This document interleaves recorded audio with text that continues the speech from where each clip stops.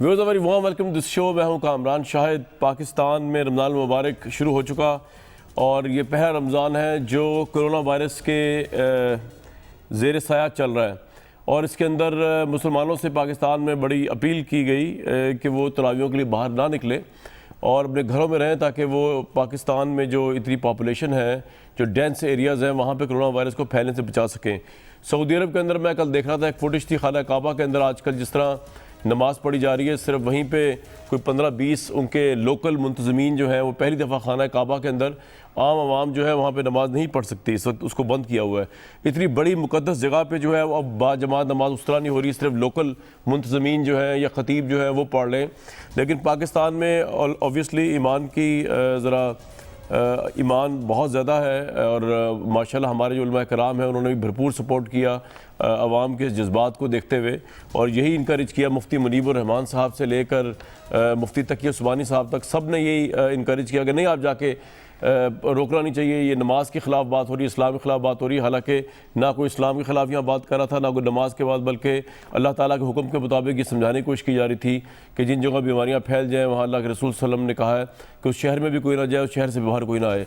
तो जब शहर के अंदर और बाहर नहीं आ सकते तो घर के अंदर और बाहर आने का तो कोई तुक ही नहीं बनता, जो हमारे उलमा दीन को हुकूमत समझाने में नाकाम रही है। अभी तक जो 2 तरावियाँ हो चुकी हैं, जो एक तरावी हो चुकी है, मेरे सामने गैर सरकारी तंजीम जो है पतन का सर्वे मौजूद है, बहुत अलार्मिंग सर्वे है।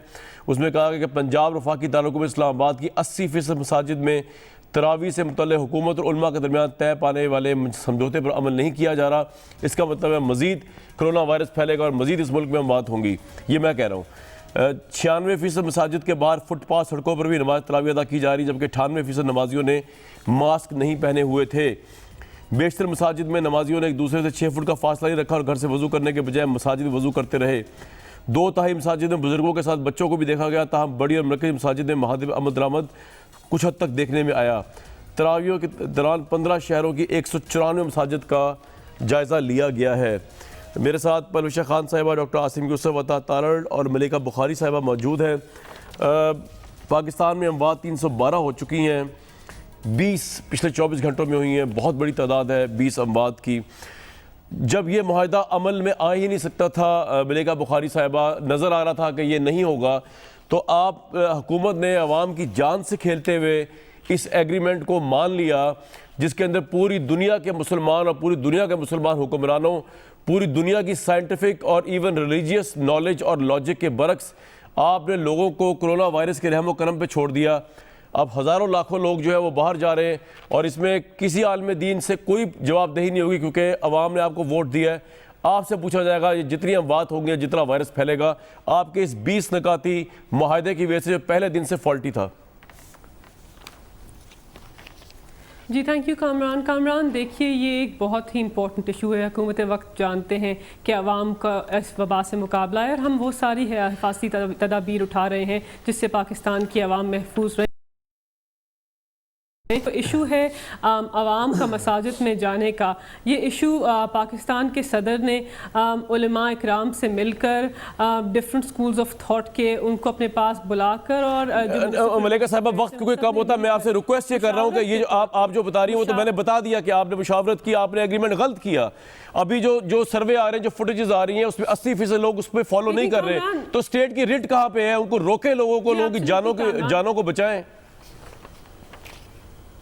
जी एब्सोल्युटली कामरान, मैंने आपकी बात सुनी, आपकी गुफ्तगू सुनी और मैं अब जवाब देने की कोशिश कर रही हूँ। मुझे जवाब देने का मौका दीजिए। मैं ये कह रही हूँ कि एक मशावरती अमल से ये जो सारी 20 नुकात हैं ये सामने आए और इसका मकसद ये है कि पाकिस्तान का आइन भी पाकिस्तान के हर शहरी को ये राइट गारंटी करता है कि वो अपने रिलीजियस ऑब्लिगेशंस को फुलफ़िल कर सके। तो हुकूमत वक्त ने तसादम तो नहीं करना, ना उलमा के साथ करना है, ना अवाम के साथ करना है। हम क्या करते हैं? हम अवाम से ये कहते हैं कि आप मसाजिद में जाएँ, हम आपको गिरफ्तार करेंगे। मेरा आपसे एक सवाल है। आप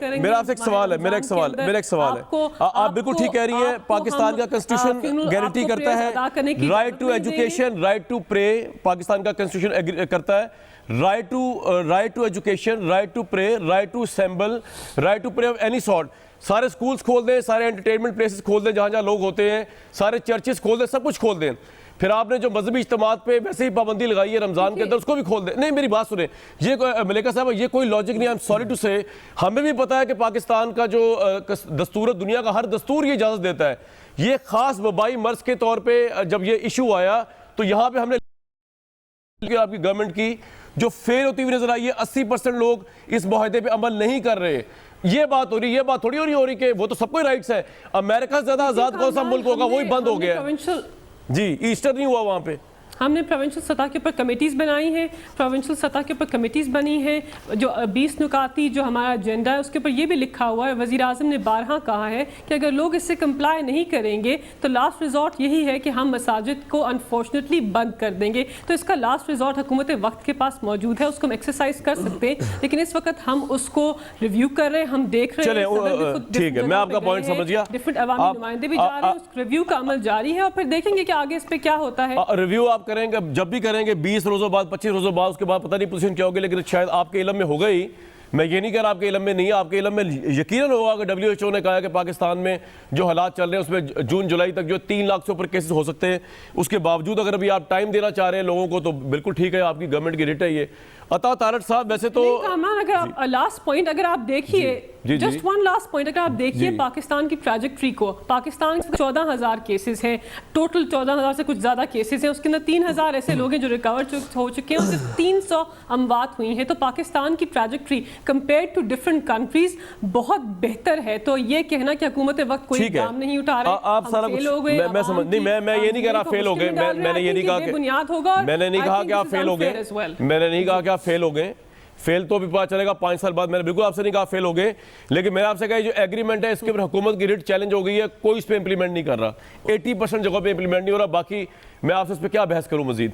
अता तारड़ साहब, वैसे तो आपकी गवर्नमेंट भी होती तो आप भी इतनी ही कमजोरी दिखाते हमारे उलमा कराम के आगे जितनी कमजोरी PTI की गवर्नमेंट ने दिखाई है, कोई इसमें वो ना होता। तो आज आपके ख्याल में आपकी गवर्नमेंट होती तो किस तरह इसको करती? क्योंकि अभी तो ये मलिका साहिबा कह रही है कि 13,000 सिर्फ टेस्ट है। हालांकि मलिका साहिबा के मैं इन्फॉर्मेशन में इजाफा नहीं करूंगा, इनको पता होना चाहिए, इंटरनेशनल मीडिया फॉलो कर रही होंगी। अमेरिका जैसे मुल्क जहाँ पे लाखों तादाद में, क्योंकि वहाँ पे रोज 1.5-2 लाख टेस्टिंग हो रही है, हमारे यहाँ पे रोज 700 से ऊपर टेस्टिंग नहीं हो रही। तो आपको तो ऑब्वियसली सिर्फ 13,000 केसेस का ही पता, आपको लाखों केस का नहीं पता। You are right but you are wrong as well at the same time. Atta Tarar साहब, आप भी यही करते हैं और क्या करते हैं आप, जिस तरह के एग्रीमेंट इन्होंने किए हैं? बहुत शुक्रिया कामरान साहब, मैं मशकूर हूँ, आपने मदू किया। देखिए, बात यह है हुकूमतों का काम होता है ये बताना कि वो क्या कर सकते हैं, कैसे कर सकते हैं, मौसर तरीके से इम्प्लीमेंटेशन कैसे होती है, और अगर इम्प्लीमेंटेशन ना हो सके तो उसके क्या पैरामीटर्स होते हैं एक्शंस तय करने के कि जी ये इम्प्लीमेंटेशन ठीक नहीं हो रही। आपने जो बात की कि हम होते तो हम क्या करते, मैं बड़ा स्ट्रांगली डिसएग्री करता हूं।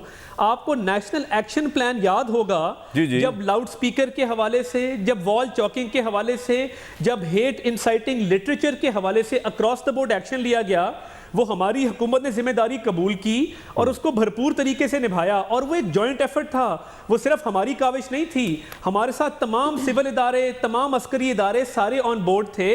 और हमने उलमा को, स्पेशली पंजाब में इत्तेहाद बैनुल मुस्लिमीन को और तमाम मकातब फ़िक्र से ताल्लुक़ रखने वाले उलमा को ऑन बोर्ड किया और उनकी मशावरत के साथ और इम्प्लीमेंटेशन भी उन्हीं के ज़रिए इंश्योर करवाई।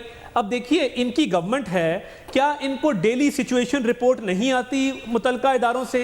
क्या वजारत दाखिला इनको रिपोर्ट नहीं करता? क्या इनका जो क्राइसिस सेल है वो रोज़ की इंफॉर्मेशन नहीं देता कि किस यूनियन काउंसिल में, किस तहसील में, किस शहर में, किस सूबे में कहाँ पे क्या वायलेशन हो रही है? यानी ये काम कोई इतना मुश्किल काम तो नहीं है। आपके पास ब्यूरोक्रेसी की एक फौज जफर मौज मौजूद है, वार्ड लेवल तक मौजूद है, ग्रास रूट लेवल तक मौजूद है। तो जहां इंप्लीमेंटेशन में कमियां कोताहियां हैं, वो क्या हमने आपको बतानी है या वो आपका अपना इंप्लीमेंटेशन और सुपरविजन का मैकेनिज्म होना चाहिए? Number 1। Number 2, lead by example तब किया जाता है कि जब आप तय करते कि हमने ये उलेमा से मीटिंग की है और उसके बाद हमने तय किया है कि 3 रोज ट्रायल बेसिस पे हम इसको देखेंगे। ट्रायल बेसिस वो तो भाई अता साहब, मैं आपको बताऊं कि अभी रमजान शुरू नहीं हुआ था, हमने फुटेजेस दिखाई कि किसी नमाज में किसी इस नुक्ते पे अमल ही नहीं हुआ। ट्रायल तो क्या देखेंगे उस पर? मगर आप देखें ना, आप देखिए कामरान साहब, टेक्नोलॉजी का दौर है, आप GPS मैपिंग करें, आप टैगिंग करके कि इस इलाके में इसको रेड फ्लैग करें। ये आप सही कह रहे हैं। हम भी देखें, लोग भी देखें, पूरी दुनिया को पता हो। देखिए ये सिंपल से प्रोसीजर है जिनको फॉलो करना पड़ता है। अनफॉर्चुनेटली अभी इशू क्या है? इशू ये है कि 80% केसेस, कामरान साहब मैं आपको बता रहा हूं, वो लोकली ट्रांसमिटेड हैं। ये मेरा फिगर नहीं है, ये हुकूमत का फिगर है। और ये लोकली ट्रांसमिटेड क्यों हैं? जिस तरह आपने लॉकडाउन को ईज किया, आपने चीजें खोलना शुरू की, साथ ही साथ लोकली ट्रांसमिटेड केसेस के नंबर्स में इजाफा हुआ। बहुत बड़ा सवालिया निशान केपीके के हेल्थ सिस्टम के ऊपर है। केसेस सबसे कम कहां पे हैं? केपीके। अमवात सबसे ज्यादा कहां हैं? केपीके। जब पंजाब में 5000 केसेस हैं, सिंध में 4500 केसेस हैं, तो इसका मतलब है कि सिंध का और पंजाब का health care system better equipped है। चलें, ये अब डिफरेंट सवाल पे चलेगा आप, और लोग ज्यादा, ये आप डिफरेंट पॉइंट की तरफ जा रहा है, लेकिन मैं आपके कुछ पॉइंट्स बिल्कुल वैलिड हैं। पलवेशा साहिबा, ये पाकिस्तान के अंदर अभी पीक हमने देखनी है, और पीक देखने के साथ साथ गवर्नमेंट की पॉलिसीज में बदरजा उत्तम हमें कन्फ्यूजन नजर आई। मलिका बुखारी साहब आप ये कह रही हैं कि जी कॉन्स्टिट्यूशन राइट देता है प्रे करने का, मैंने कहा जी एजुकेशन का राइट भी देता है, असेंबली का राइट भी देता है। प्राइम मिनिस्टर ने कहा जी फ्री कंट्री है, आज़ाद ये पाकिस्तान है, हम किसी को किसा रोक सकते हैं। तो वो तो पूरा वेस्ट भी आज़ाद है, पूरी दुनिया भी आज़ाद है, तो फिर सब कुछ ही आज़ाद है, हमने बंद क्यों कर सकते? कुछ भी बंद नहीं कर सकते। अच्छा, परवेश साहिबा जो है उनका लिंक ब्रेक हो गया। मैं अगर डॉक्टर साहब की तरफ जाऊँ, डॉक्टर आसिम साहब की तरफ, डॉक्टर साहब को मेरी आवाज़ आ रही है? जी बिल्कुल। डॉक्टर साहब थोड़ा बताइए, अस्सलाम वालेकुम जनाब, थोड़ा सा बताइएगा कि पाकिस्तान में सिचुएशन क्या है इस वक्त, और क्या हम फिगर्स को छुपा रहे हैं, या वाकई पाकिस्तान के अंदर ये बड़ी अच्छी बात है कि सिर्फ 300 से ऊपर हलाकतें हुई हैं, हालांकि वैसे तो एक हलाकत भी अफसोसनाक है। और आपके ख्याल में इसका पीक होगा तो कब तक होगा, और वो कितना फिगर होगा फैटेलिटीज़ का आपके नज़दीक? डॉक्टर साहब शौकत खानम हॉस्पिटल के चीफ मेडिकल ऑफिसर है, मैं तारुफ कराता हूं उनका, शौकत खानम हॉस्पिटल से ये हैं। जी डॉक्टर साहब प्लीज़। आपका सवाल था कि कितने पीक कब होगी और कितने केसेस होंगे। मुझे एग्जैक्टली तो नहीं पता, मेरा अपना अंदाज़ा है कि अगले हफ्ते या 10 दिन तक हमारी पीक आ जाएगी। अच्छा। और उम्मीद है कि 20,000 से कम ही केसेस होंगे।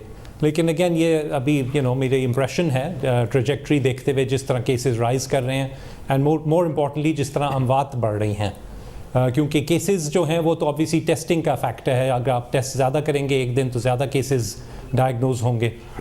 दूसरा आपने पूछा कि क्या छुपाया जा रहा है। मेरे ख्याल से तो छुपाया बिल्कुल नहीं जा रहा। मैं गवर्नमेंट का स्पोक्समैन तो खैर नहीं हूँ, लेकिन मुझे कोई वजह नहीं समझ आती कि कोई इसको छुपाए, और ना मेरे ख्याल से ये छुपाया जा सकता है। आप डायग्नोज करके शायद केसेस छुपा लें, लेकिन जो मरीज़ हस्पतालों में आ रहे हैं, बीमार हैं ज़्यादा, वो आप नहीं छुपा सकते। एंड जहाँ तक मैं लाहौर में बैठ के अपने कॉलीग से बात करता हूँ, मेयो हॉस्पिटल में, मेजर जो गवर्नमेंट हॉस्पिटल्स हैं, जिन्ना हॉस्पिटल, सर्विसेज हॉस्पिटल, वहाँ इतनी ज़्यादा केसेस नहीं हैं कि लगे कि ये छुपाए जा रहे हैं कहीं से। डॉक्टर साहब पाकिस्तान में हमारे ओवरऑल केसेस कम ही हैं बाकी मुल्कों से अक्सर से। डॉक्टर साहब फिर इसका कोई दुनिया जहान में हर जगह पे एनालिसिस हो रहा है, दुनिया तो खैर बड़ी एडवांस, कोई वैक्सीन की रेस में लगा हुआ है, किसी और चीज़ की, क्या हमने आपने बैठ के कोई एनालिसिस किया कि पाकिस्तान में अगर केसेस कम है तो इसकी वजह क्या है? ये जो वायरस इधर आया है इसके अंदर इसका स्ट्रक्चर चेंज हो गया है, या इन्वायरमेंट ने इफेक्ट किया है? जिस तरह की इंटरनेशनल रिसर्च आई हुई थी कि पाकिस्तान में जो टीबी की वैक्सीन बचपन में बच्चों को लगती है जो बड़े होते हैं ऑब्वियसली, क्या कुछ रिसर्च से बताएंगे क्या वजह, क्योंकि और क्या वजह हो सकती है ना होने की? जी सर। सो मेरे ख्याल से अभी इस पे सोचा जा रहा है। आई डोंट नो कि इस पे बहुत ज़्यादा अभी रिसर्च हुई है हमारे अपने मुल्क में। जैसे आपने कहा BCG वाली थ्योरी भी है, मौसम की भी है। कुछ दिन पहले आपने सुना होगा होमलैंड सिक्योरिटी के स्पोक्समैन ने भी कहा है कि शायद अल्ट्रावायलेट लाइट से ये वायरस जल्दी ख़त्म हो।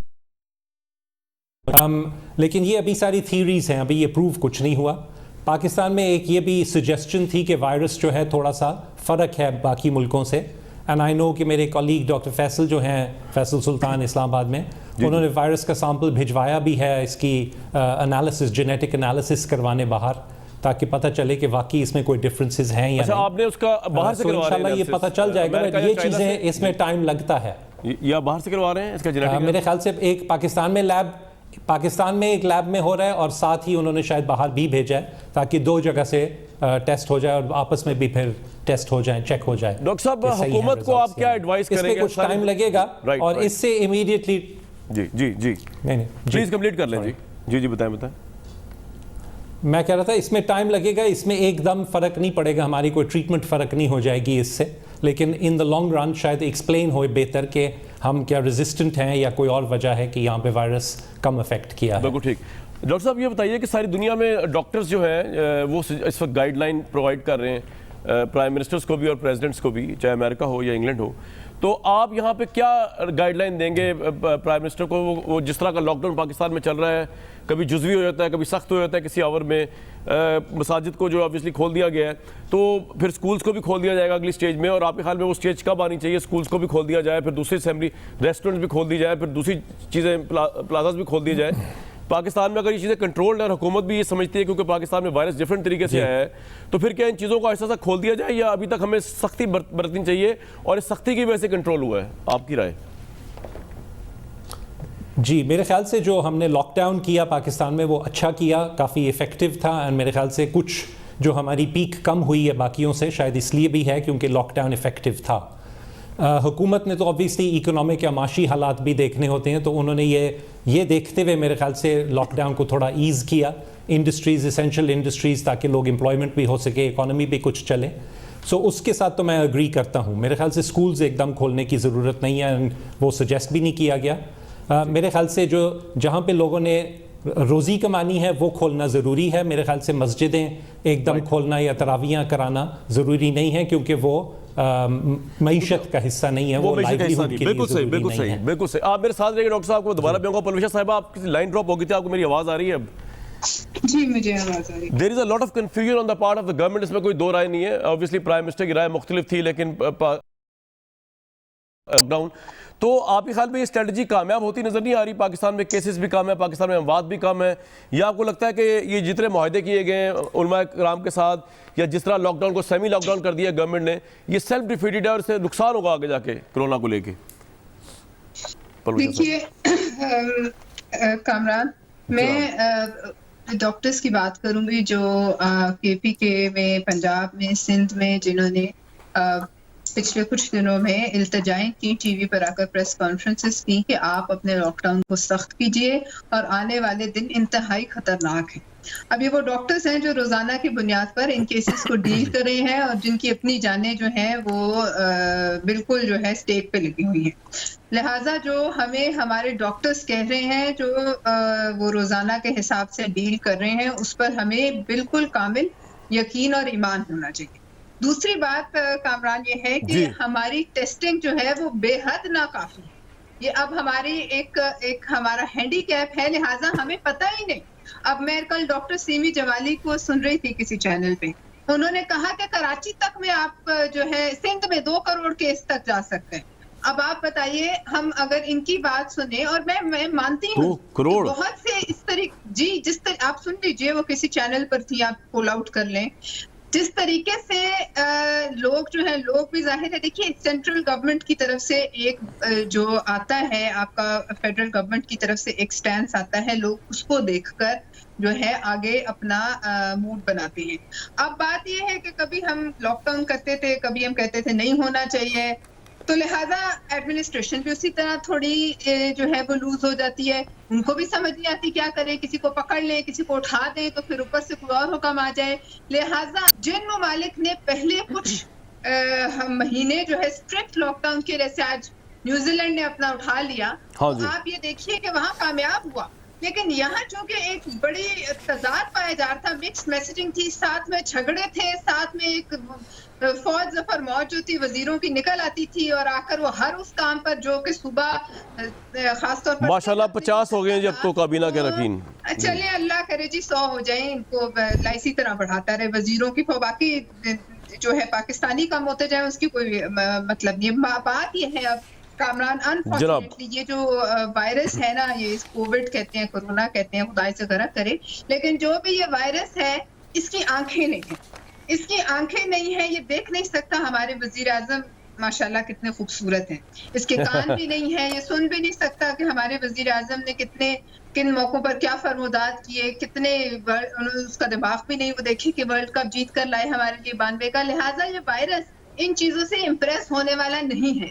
ये हमारे वजीर आजम की रोजाना की जो वो और उनकी कुछ पहले इंफॉर्मेशन टीम थी, अब बदल गई, पता नहीं क्या हुआ, वो जो हमें समझाते थे, ये वो वायरस उससे काम है जान लेना और सड़कों पर इस वक्त मौत नाच रही। जिस तरीके से आप भी बाहर निकलते हैं, हम भी निकलते हैं, सब आपके जितने मेहमान हैं निकलते हैं और वो देख रहे हैं कि लोग भी इसी तरीके से लैक्स हो गए हैं। उन्होंने सब चीज को कहानी समझ लिया है और इसकी जिम्मेदारी, अब आप मुझे बताएं, हम कहते हैं कि मस्जिदों में ये नहीं हो रहा, आप मुझे बताइए कि आप अगर ये फैल गया स्प्रेड, आप किसको पकड़ेंगे? इमाम मस्जिद को हो रहा है, मैं तो बता रहा हूँ कि सर्वे में आया कि हो रहा है, आप किसका कह रही नहीं हो रहा? आप बताएं, मैं यही कह रही हूँ कि आप किसको जिम्मेदार ठहराएंगे? इमाम मस्जिद और मुफ्ती मुनीब साहब को आप अरेस्ट करेंगे, आप मुफ्ती तकी उस्मानी को पकड़ के जेल में डालेंगे, आप किसका ये जिम्मा है?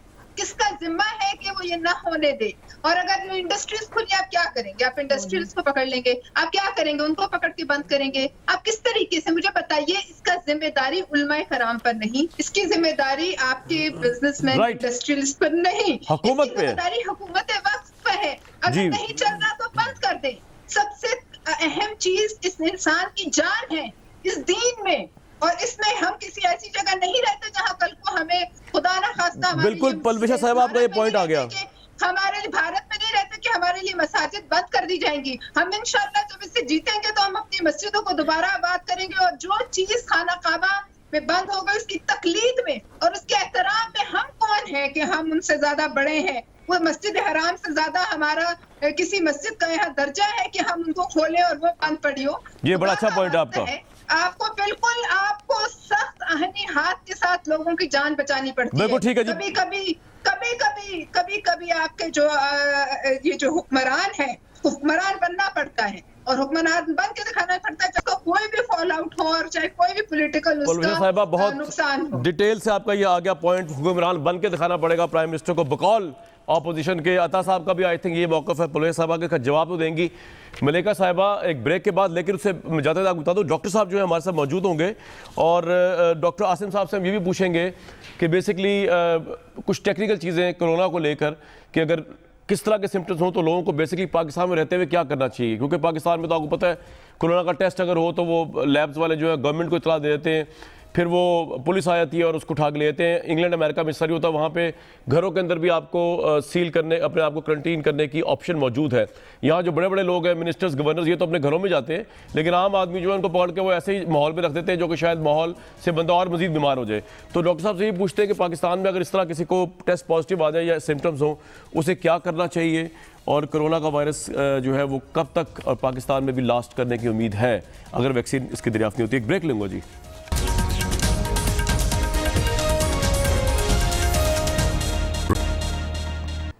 Viewers, very warm welcome back to the show. जो गुफ्तगू मैं कर रहा था, जो गुफ्तगू अता तारड़ साहब कर रहे थे, इवन डॉक्टर आसिम साहब भी कर रहे थे, परविशा खान साहबा भी कर रही थी, मसाजिद और इज्तिमात को लेकर। आपको मैं फुटेज दिखाता हूँ, ये रमज़ान मुबारक के महीने की है, जिसके अंदर अगर हम दिखा सके खाना काबा के अंदर जो है नमाज अब किस तरह अदा की जा रही है, थोड़ा दिखा सकते हैं हम जी।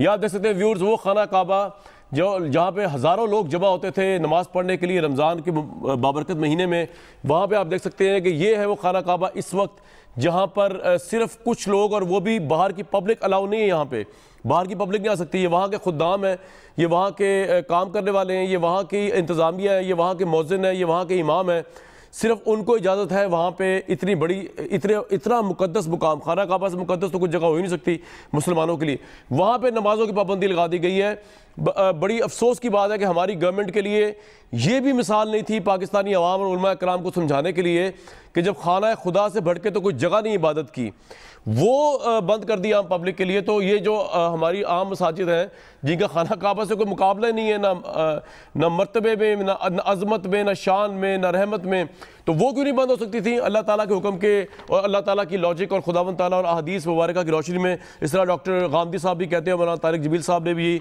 बताया कि घरों में रहना चाहिए और मसाजिद के लिए नहीं जाना चाहिए। तो मलिका बुखारी साहब, मैंने फुटेज चला दी है, काश आप भी सऊदी अरब की गवर्नमेंट की तरह, टर्की की गवर्नमेंट की तरह, मलेशिया की गवर्नमेंट की तरह असर्ट करें तो हमें शायद कोई बड़ी ट्रेजेडी देखने को ना मिले, लेकिन अभी तक आपकी तरफ से असर्ट होता नजर नहीं आ रहा जनाब। देखिए कामरान, आपने भी बारहा कहा और मेरे दूसरे कॉलीग्स ने, पलवशा ने भी बहुत सख्त बयानबाजी की और कहा, और आपने कहा कि हुकूमत जो है वो शुरू से, आपने अस्यूम किया एक्चुअली कि हुकूमत शुरू से जो है वो किसी कॉम्प्लिकेशन का, कॉम्प्लेक्सिटी का या कन्फ्यूजन का शिकार है। आई थिंक ये बात बिल्कुल दुरुस्त नहीं है, बिकॉज देखें कामरान, पाकिस्तान की हुकूमत एक खुद मुख्तार हुकूमत है। हमने जो भी फैसले करने हैं अपनी ग्राउंड रियलिटीज़ के ऊपर बेस करने हैं, अपनी जो मईशत है उसकी मजबूरियों को देखना है, आवाम की जो भूख और बेरोज़गारी की मजबूरी है उसको भी देखना है, उसके मुताबिक हमने फैसले करने हैं। आपको मैं पहले बता चुकी हूँ कि इस 20 नुकाती एजेंडा के अंदर पॉइंट 19 और 20 इसके ऊपर कहता है कि अगर किसी मॉस्क ने, किसी मस्जिद ने इस SOP को फॉलो नहीं किया तो हम अपने फैसले के ऊपर नजरसानी भी कर सकते हैं और साथ साथ हम उन SOPs को स्ट्रिक्ट भी कर सकते हैं। तो ये रही मसाजिद की बात। जहाँ तक बात हो रही है लॉकडाउन में कन्फ्यूजन की, हुकूमत की परफॉर्मेंस की, देखें कामरान, $300 ट्रिलियन के रिजर्व्स है चाइना के, उसके अलावा यूरोप के अंदर सारे ममालिक सिवाय UK के, पलवशा न्यूजीलैंड का हमें एग्जांपल दे रही है, वहाँ की पॉपुलेशन हमारी पॉपुलेशन के अंदर बहुत फ़र्क है। पहली बात तो ये, तो उनकी डिफरेंट स्ट्रैटेजी है, लेकिन यूरोप के अंदर सारे ममालिक लॉकडाउन के अंदर नरमी कर रहे हैं। क्यों कर रहे हैं? बिकॉज लॉकडाउन की नरमी हर मुल्क की मईशत की मजबूरी है। पाकिस्तान के अंदर 25% लोग कामरान गुर्बत की लकीर से नीचे रहते हैं, 40% ऐसे लोग हैं जो $2 से कम कमाते हैं और 20% लोग ऐसे हैं जो गुर्बत की लकीर। अच्छा, मुझे आपसे एक सवाल पूछ रहे हैं, तो हम पाकिस्तान मुझे आपसे एक सवाल पूछ रहे हैं, और बेरोजगारी मुझे आपसे एक सवाल पूछ रहे हैं, देखिए उसके मुताबिक लॉकडाउन के अंदर नरमी करेंगे। बिल्कुल ठीक है, अमेरिका ने बहुत सख्त लॉकडाउन, और ये भी अहम है जी, मेरा सवाल ले लीजिए, उसके बाद आपने जवाब देना मलिका साहिबा। अमेरिका ने बहुत सख्त लॉकडाउन किया। अमेरिका के प्रेसिडेंट हमारे प्राइम मिनिस्टर की तरह लॉकडाउन के खिलाफ थे, उसे खोलना चाह रहे थे, वो भी कह रहे थे कि लोग अनएम्प्लॉय हो रहे हैं, बिजनेस तबाह हो रहा है, एम्पायर गिर रही है अमेरिका की, लेकिन उनको डॉक्टर्स ने कहा तो उनको रोकना पड़ा। आपके डॉक्टर्स ये कह रहे हैं कि जनाब ये जो आप नरमी कर रहे हैं इससे हॉस्पिटल्स पे इतना बोझ पड़ेगा, इतना बोझ पड़ेगा कि लाशें नजर आएंगी, आपको मरीज नजर आएंगे सड़कों के ऊपर, वेंटिलेटर आपके पास नहीं है, हमारे पास नहीं है, बेड्स हमारे पास नहीं है उस लेवल के। तो इसको आप सोचिए। और कन्फ्यूजन की बात जहाँ तक है वो तो मैं ये नहीं कह रहा कि you are a confused person, मैं कभी ये बात नहीं कह रहा, लेकिन मेरा आपका आर्गूमेंट कन्फ्यूजिंग है मलिका साहिबा, कि आप मुझे कह रही हैं कि जी कॉन्स्टिट्यूशन में लिखा हुआ है कि आप किसी को इबादत से रोक नहीं सकते, और ये तो हमें ही पता है कि उसमें लिखा हुआ है, लेकिन आप ही ने लॉकडाउन किया है कॉन्स्टिट्यूशन की इस चीज़ को सस्पेंड करके लोगों की जानें बचाने के लिए। तो कॉन्स्टिट्यूशन कभी भी ये नहीं कहता कि right to assembly, right to education, right to pray at the cost of life हो।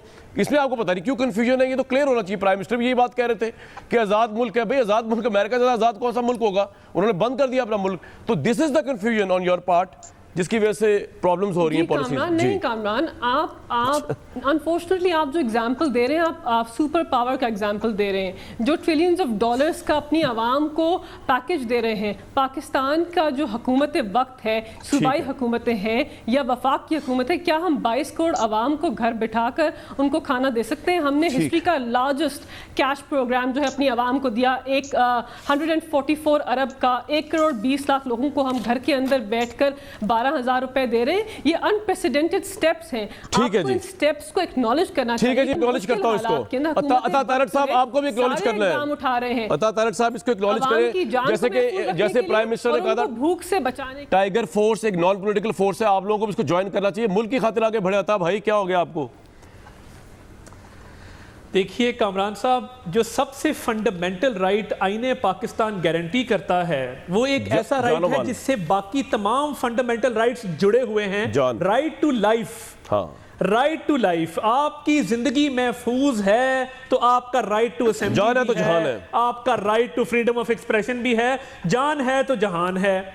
अब ये पहली हुकूमत देखी है जो कहती है नहीं आप राइट्स इंपॉर्टेंट हैं, ये जान तो आनी जानी है, इस जान की कोई बात नहीं। सुभान अल्लाह जी। मतलब मैं ये समझने से कासिर हूं कि आपसे बार बार ये सवाल किया जा रहा है कि आपके पास आपने जो लॉकडाउन ईज किया उसमें जो आपने शराइत आयद की, जो सहूलतें दी, उनकी इम्प्लीमेंटेशन का क्या प्रोसेस आपके पास मौजूद है, उसका रिव्यू कब होता है, कौन करता है, और उस रिव्यू के नतीजे में जो इंप्रूवमेंट्स हैं या एक्शंस हैं या पेनल्टीज हैं वो कौन इंपोज करता है। ये पहली हुकूमत है जो 80% लोकली ट्रांसमिटेड केसेस को मानने से इनकारी है। और इनको लॉकडाउन करना आता है कामरान साहब, जनाब इनको लॉकडाउन बहुत अच्छा करना आता है। इन्होंने माजी में शहर के शहर बंद किए हैं, इन्होंने सड़कें बंद की हैं, इन्होंने बाजार बंद किए हैं। और कब किए हैं? जब आपकी जीडीपी ग्रोथ पूरी दुनिया कह रही थी कि 5.8% है और 6.4 पे जा रही है, तब वो तो जो मुल्की मफाद वो जो नजर इमरान ना साहब ने आया। धरना दिया उसकी चीन- बात कर रहे हैं। अच्छा ठीक है, चलें आगे चलते हैं। मैं बिल्कुल उसकी बात कर रहा हूं। जब चीन के सदर आ रहे थे तब भी आपने लॉकडाउन किया, शहर बंद किए, आपने एम्बुलेंसेस भी ना देखी, आपने लॉ एनफोर्समेंट वालों को भी ना देखा, आपने स्कूल कॉलेजेस को भी ना देखा। तो लॉकडाउन आपको करना आता है। तब तो मईशत टेक ऑफ कर रही थी, आप तो ग्रोथ को 2% पर ले आए। और ठीक है 2% के अता लाने भाई, के मैं बाद दोबारा आपके पास आऊंगा, आपका पॉइंट आ गया है। नहीं, मेरे आप एक point, जी अच्छा, आखिरी बात, जी आखिरी जी बात। जी जी जी देखिए, मेरे आपके पास 2 लाख पोलियो वर्कर पाकिस्तान में मौजूद है। उनको यूज करें। वर्कर सिर्फ पंजाब में 50,000 मौजूद है। ये टाइगर फोर्स हलकों के अंदर MNS MPS के बंदे भर्ती किए जा रहे हैं। ठीक है सर, ये आपका पॉइंट आ गया, फोर्स है, ये आपका पॉइंट आ गया। हालांकि प्राइम मिनिस्टर ने टाइगर फोर्स नहीं है। परवेशा साहिबा, टाइगर फोर्स पे क्या एतराज? दूसरा ये कि हम जो एग्जांपल्स दे रहे हैं, मलिका साहिबा कह रही है आप अमेरिका और सुपर पावर्स की दे रहे हैं, यहाँ लोग मर रहे हैं जनाब, हमने उनको पहले देखें या बाकी चीजें देखें? परवेशा साहिबा। कामरान, आपको पता है कि वियतनाम में इस वायरस का स्प्रेड बिल्कुल नहीं। वियतनाम में? अब वियतनाम कोई जी, ओके। वियतनाम में ओके। ये आप भी देख लें, मलिका बुखारी साहिबा भी इस पे जरूर तहकीक कर लें। तो वो तो कोई फर्स्ट वर्ल्ड कंट्री नहीं है। और जिन ममालिक की हम बात करें, उनकी अगरचा हमसे बहुत कम हो क्या कहते हैं पॉपुलेशन, लेकिन आप ये देखिए कि उनका हेल्थ केयर सिस्टम हमसे कितना मजबूत है। मगर फिर भी आप उनकी लाशें गिरने का जो है रेशो स्पेन का देख लें, आप यूरोप में किसी मुल्क का देख लें, फ्रांस का देख लें, लेकिन लाशें तो वो ऐसे गिर रही हैं कि जैसे वो वायरस जो है उसको तो एक ही काम है कि वो रूह कब्ज करे और वो लाशें उठवाए। लिहाजा बात असल ये है कि तरजीहात क्या है। आज मुझे बड़ा अफसोस बात पर कि हम किस तरीके से इस मामले को फेस करें। काबीना ये सोच रही थी कि मियां नवाज शरीफ साहब के जमाने में भर्ती किए हुए लोगों को किस तरीके से नौकरी से निकाला जाए। अब आप ये देखिए कि इस माहौल में, बिल्कुल आप पता कर लें, आपको मुझसे ज्यादा बेहतर पता होगा, ये बिल्कुल ये खबर चली है। अब इस माहौल में अगर ये आपका एजेंडा है भी, तो आप इसको अगर 2 फिर 2 से अवान साहिबा को तो नवाज शरीफ द्वारा भर्ती नहीं किया गया था, उनको निकाला फिलहाल तो चले। लेकिन बहरहाल अब आप दूसरा इनका देखिए, तरजीह है कि 18वीं तरमीम का फितना छोड़ दें। हालांकि ना इनके पास नंबर्स हैं, ना इनके पास इतनी जुर्रत है कि ये तरमीम को हाथ लगाएं, मगर एक डिफ्लेक्शन है, मतलब लोगों की तवज्जो इस चीज पे से हटाने की। अब तीसरी बात यह है कि हमारे वजीर आजम को बहुत वो रहे हैं, क्रिकेटर रहे हैं, विकेटें गिराने का तो एक्सपीरियंस है। हम ये चाहते हैं कि आप वो इस कोरोना की विकेट हमें गिरा के दिखाएं। वैसे तो हमें, आपको याद है इलेक्शन से कबल वो कहते थे कि ये विकेट गिरी, आज 2 विकेटें गिरेंगी या 10 विकेटें गिरेंगी। आज हमें सिर्फ एक कोरोना की विकेट गिरा के दिखाएं। अगर वो इनसे नहीं गिरती तो नैब के हवाले करें इस कोरोना को। राइट बोलो साहब, मुझे ब्रेक के लिए कहा जा रहा है, बिल्कुल ठीक जी। तीसरी बात जल्दी से क्या है? जल्दी तीसरी बात क्या है? देखिए, बात यह है कि आप तैयब उर्दगान की तकरीर चला दीजिए जो उसने अपने मुल्क को लॉकडाउन और कर्फ्यू लगाने से पहले की थी। देखिए कैसे उसने अपनी कौम और अवाम को कहा था तफरीही बयानात से कोरोना नहीं डरता। ना वो गिल साहब के बयानात से डरता था, ना फिरदौस साहिबा के डरता था, ना अब आने वाले लोगों के डरेगा। वो आपके स्ट्रिक्ट एक्शन से होगा। और अगर ये मुझे तो मुझे बता दें कि 1 मिनट, ये जो हमें इन्होंने बताया एक मुआहदा, इस मुआहदे की कोई हैसियत, कोई जरूरत नहीं थी। इस मुआहदे को होना ही नहीं चाहिए था। इसकी फलानी शिट खत्म हुई। ब्रेक लूंगा जी मैं, बिल्कुल मुआहदे वाली बात भी आपके आगे। अक्सर व्यूअर्स ब्रेक के बाद मैं आपको खुदाफिज कहता हूँ, लेकिन अब की दफा नहीं कहूंगा क्योंकि मैंने बहुत इंपॉर्टेंट बातें डॉक्टर आसिम साहब से पूछनी है कोरोना को लेकर।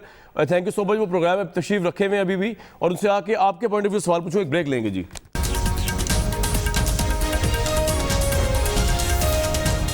पेशेंट से हमारी गुफ्तगू, पेशेंट से सुनते रहे गुफ्तगू। सवाल ये सर कि सिंगापुर की एक लेटेस्ट रिसर्च आई है, वो कह रहे हैं 8 जून तक पाकिस्तान से कोरोना खत्म हो जाएगा। आप एग्री करते हैं सर? होगा तो किस ग्राउंड पे वो कह रहे हैं?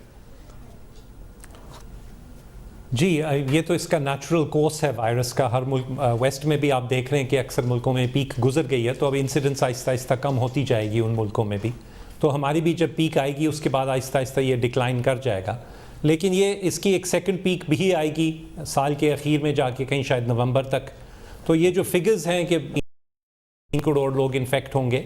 ये सारे साल में हैं, ये नहीं है कि बिल्कुल इस महीने। डॉक्टर साहब, वैक्सीन के कितने करीब है दुनिया आपके ख्याल में? ऑक्सफोर्ड वाला ट्रायल कामयाब हो सकता है? सॉरी, मेरे पास टाइम कम है इसलिए आपसे ज्यादा सवाल पूछ रहा हूँ। ये ऑक्सफोर्ड वाला ट्रायल कामयाब हो सकता है आपके? जी, वैक्सीन के इनमें से कोई भी ट्रायल कामयाब हो सकता है जी। हमें दुआ करनी चाहिए कि इनमें से बहुत सारे ट्रायल्स कामयाब एक साथ हों ताकि मल्टीपल वैक्सीन्स डेवलप हों, क्योंकि इतने सारे लोग, 7 अरब लोग हैं दुनिया में, सबको वैक्सीन प्रोबेबली लगाने की ज़रूरत होगी। तो उम्मीद करते हैं कि बहुत सारे ट्रायल्स में बहुत सारी अगर इंग्लैंड में या अमेरिका में या जर्मनी में कोई वैक्सीन दरियाफ्त कर लेता है तो वो पाकिस्तान को तो फौरन नहीं देगा, वो तो अपनी नीड्स पहले पूरी करेगा। तो क्या वो फार्मूला शेयर कर सकता है? तो फिर ये लोकली वैक्सीन पाकिस्तान में ही बन सकेगी जो उन्होंने इजाद की होगी, ऐसा होगा? जी बिल्कुल, मेरी उम्मीद तो यही है कि वो उसको ओपन सोर्स कर देंगे और वो फिर सब दुनिया भर में अपने अपने मुल्कों में बना सकेंगे, या बहुत सारे मुल्क बना के फिर सब 1-1, 2-2, 3-3 मुल्कों को डिस्ट्रीब्यूट कर सकेंगे। राइट डॉक्टर साहब, ये वेरी अनलाइकली कि वो उसको कॉपीराइट करेंगे। जिन लोगों को सिम्टम्स हैं वो बेसिकली मतलब खांसी और बुखार सबसे बड़ा सिम्टम इसका अभी तक आया है, वो टेस्ट फौरन करा लें या वो भी टेस्ट ना कराया करें अभी? नहीं, ज़रूरी नहीं है टेस्ट कराना फ़ौरन। अगर आपको सिम्टम्स हैं तो आप घर में अपने आप को सेल्फ आइसोलेट करें। इससे मुराद आपकी क्या है? घर के अंदर सेल्फ आइसोलेशन से मुराद घर के अंदर भी अलग कमरे में जाना या अलग बिस्तर पे जाना या अलग? जी जी बिल्कुल, आइडियल ये है कि घर में भी अलग कमरे में रहें अपने बाथरूम के साथ। खाना आपको बाहर छोड़ दिया जाए 7 दिन कम अज कम। बहुत शुक्रिया डॉक्टर आसिफ साहब, वक्त की किल्लत थी, वरना आपसे मजीद बात करता। अपना बहुत ख्याल रखिएगा, उम्मीद दीजिए कल तक इजाजत।